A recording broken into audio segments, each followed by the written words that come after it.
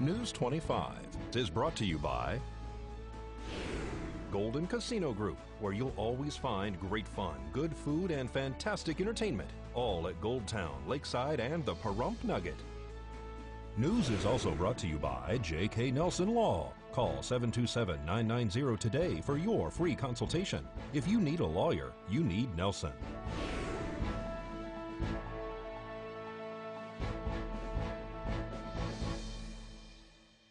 Tonight, 2 people are arrested for a car theft. And it's a new year. What are some changes in the laws? News 25 starts now. You're watching KPVM News 25 with Deanna O'Donnell. News 25. Local coverage you can count on. Police conduct a felony stop on a stolen vehicle. It's Friday, January 4th. I'm Deanna O'Donnell. 2 individuals are arrested when a license plate reveals the car they were driving is stolen. Aaron Allen Smith has been arrested for possession of a stolen vehicle and possession of burglary tools. Erica Lee Stoddard has been arrested for possession of a stolen vehicle and possession of drug paraphernalia. According to the declaration of arrest, Nye County Sheriff's Office deputies conducted a felony traffic stop on a vehicle in the Home Depot parking lot here in Pahrump after the vehicle returned as being stolen from Nye County Sheriff's Office dispatched. The vehicle, according to police, was occupied by 3 people. They determined at the time of the traffic stop that the passenger was not involved in the theft of the car and focused their attention on Aaron Allen Smith and Erica Lee Stoddard, who both admitted that they had either borrowed the car or the car was abandoned at the time. Police say that pliers were used to start the ignition of the vehicle along with a makeshift key. After further discussion, deputies state that both of the individuals eventually admitted to stealing the vehicle. Aaron Allen Smith revealed to police, according to the report, that he had relapsed using narcotics, and he also stated that he had been in prison before for a burglary. During the traffic stop, police say that Erica Lee Stoddard was found placing a methamphetamine pipe down her pants. Smith and Stoddard were arrested and transported to the Nye County Sheriff's Office Detention Center. And a female with a felony warrant is located hiding in the closet of a home. Kelly Haskett has been arrested by Nye County Sheriff's Office deputies for conspiracy to commit murder, elder abuse and exploitation, aggravated stalking at the location of a home on Deerskin Road here in Pahrump. According to the declaration of arrest, a reporting party told police that Kelly Haskett had just returned from Arizona and was at a home here in Pahrump on Deerskin. Police say that Kelly was wanted out of Nye County for a felony arrest warrant. Upon arrival, deputies made contact with a person in the main residence of the home who stated that Kelly was living in Kingman, Arizona, and not at this residence. The person finally consented to a search of the home, where they located Kelly hiding under a blanket in the back room. Kelly was then taken into custody and transported to the Nye County Sheriff's Office Detention Center. Due to the government shutdown, several sites within Death Valley National Park will be closing for health and safety concerns associated with continuing issues of human waste, trash, vandalism, and park resource damage. Today, January 4th, the Furnace Creek and Texas Springs campgrounds will be closed. Access roads to Natural Bridge, Dante's View, and Keene Wonder Mine will also be closed. The road to Salt Creek remains closed. Visitor services are limited due to the lapse in federal appropriations. During the government shutdown, national parks are working to remain as open and accessible to the American people as possible. Thanks to donations from the Oasis at Death Valley, restrooms at Ryan Junction, Zabrowski Point, Golden Canyon, and Badwater are cleaned and stocked daily. The Death Valley National History Association has also made a donation to have the Furnace Creek Visitor Center open from 8 a.m. until 5 p.m. daily. Ortega National Parks Limited continues to operate the Stovepipe Wells Campground as a donation. News 25 will return right after this break. KPVM News 25. Local coverage you can count on.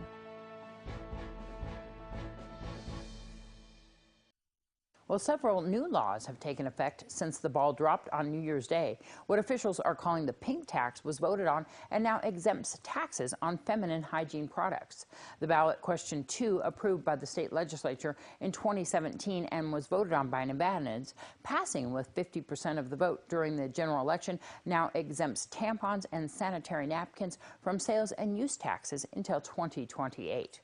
The new law now restores the right to vote and serve as a juror in a civil trial to those who are convicted of lower-level felonies. They would also have the right to hold office restored after 4 years and a right to serve as a juror in a criminal trial after 6 years.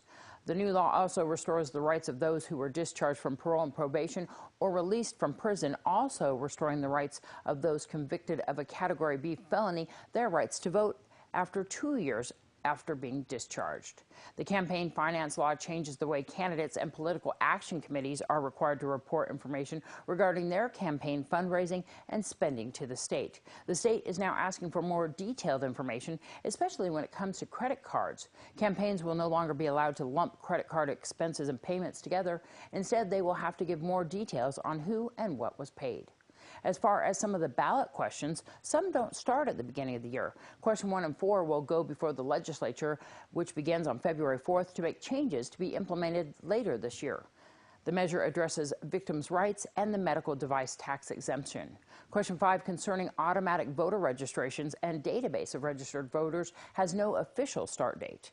And question 6, requiring Nevada to get 50% of its energy from renewable resources, will be on the 2020 ballot to be voted on as an amendment to the Constitution. That's your new year, new laws. I'm Deanna O'Donnell.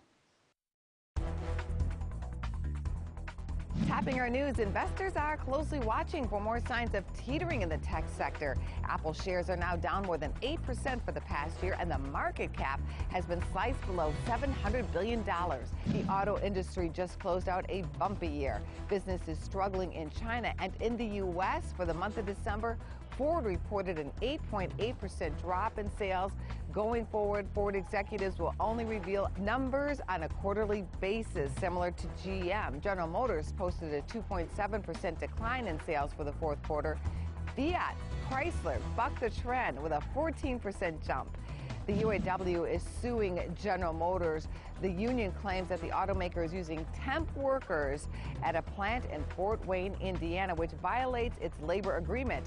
The union is requesting that laid-off employees from Lordstown, Ohio, be transferred to that plant.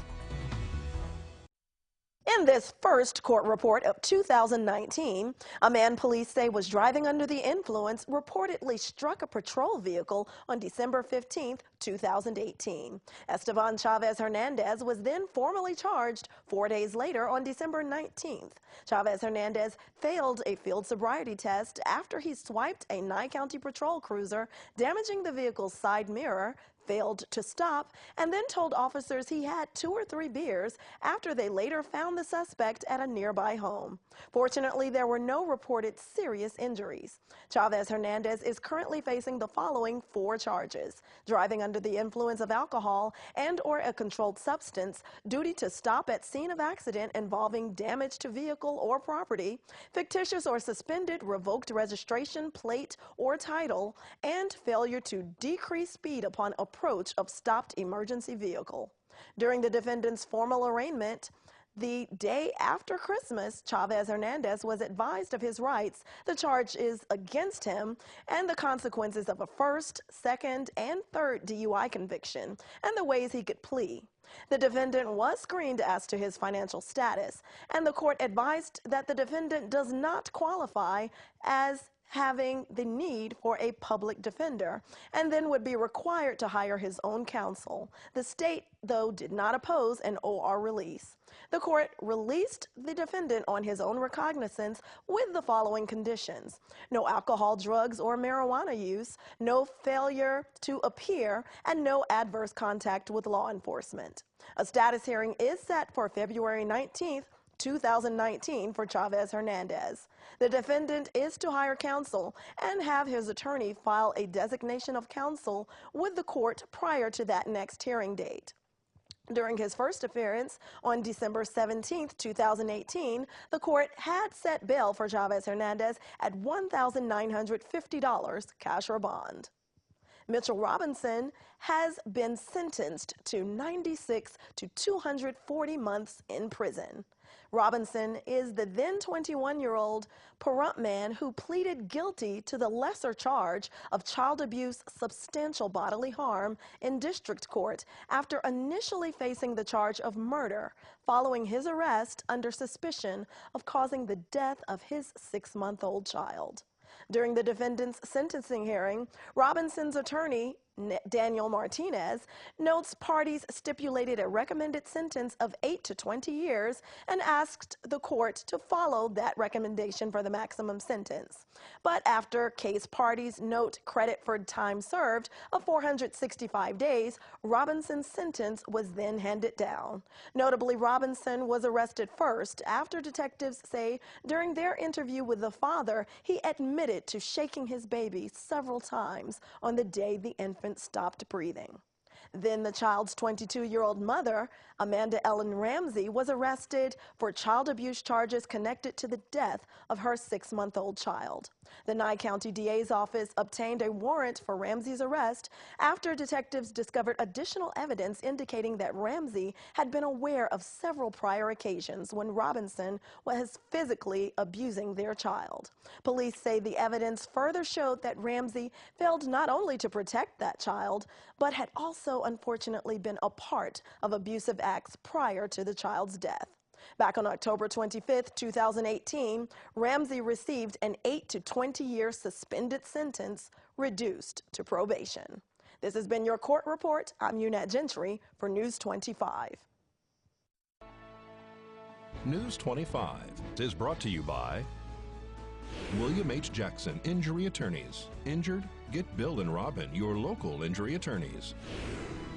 News 25 is also brought to you by Shannon Keller and her friendly team at Platinum Home Mortgage. Call 775-209-4498 for all your home financing needs.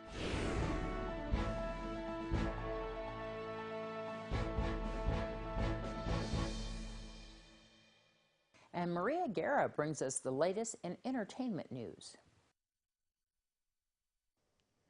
The 2019 Coachella Valley Music and Arts Festival lineup has been announced and will be headlined by Childish Gambino, Tame Impala, and Ariana Grande. Artists like Khalid, Zedd, Kid Cudi, Janelle Monáe, and the 1975 will be joining them at the music festival, which is held over 2 weekends in April. The festival takes place in Indio, California every year and draws a huge crowd along with big-name performers. This year's event will be held April 12th to 14th and 19th to 21st. Passes go on sale today. Mr. Las Vegas, Wayne Newton, will be taking up residency at Caesars Palace in Las Vegas. The singer, actor, and all-around entertainer head up his new show, Wayne Newton Up Close and Personal, at the resort's iconic Cleopatra's Barge, starting January 28, 2019. The show features Newton's hit songs, interaction with the audience, including sharing personal career highlights through songs, film clips, anecdotes, and even an audience question and answer. Tickets will go on sale to the public Saturday, January 5th. Another legend has passed away. Daryl Dragon, who is one half of popular 70s duo the Captain and Tennille, he died Wednesday. He was 76 years old, succumbing to renal failure in Prescott, Arizona. His longtime singing partner, Tony Tennille, was at Dragon's side when he passed away. The duo's best-known songs included Muskrat Love, Do That to Me One More Time, and Love Will Keep Us Together. Dragon, a classically trained pianist, was most at home behind the keyboard. One of his early gigs was as a backup musician for the Beach Boys in the mid-1960s. Reporting for News 25, I'm Maria Guerra, and this is your entertainment this week. Thinking of adopting a pet? There are many available right now in town at our local shelter. Save a Pet is sponsored by Jim Marsh Automotive Las Vegas. Jack is an adorable black and brown German Shepherd and Labrador Retriever mix. He has short hair and has the cutest ears, with one floppy ear and the other sticking straight up. He is 6 years old and was an owner surrender. He does not like to be fed with other animals, but is very sweet and is definitely looking for his forever home. If you would like to meet Jack or any of his other friends, you can give Desert Haven a call at 775-751-7020. They are located off of Sear Lane behind the Nye County Courthouse. You can look them up on Facebook at Desert Haven Animal Society, or you can check them out on the web at deserthavenas.org. This is Peyton Kingston reporting for News 25. Well, let's see what it looked like a little bit earlier today on our weather cam. Weather with Michael Donahue after this break.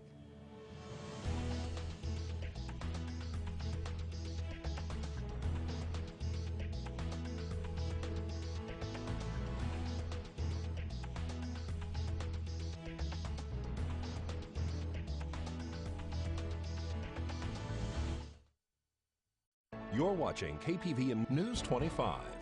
Local coverage you can count on.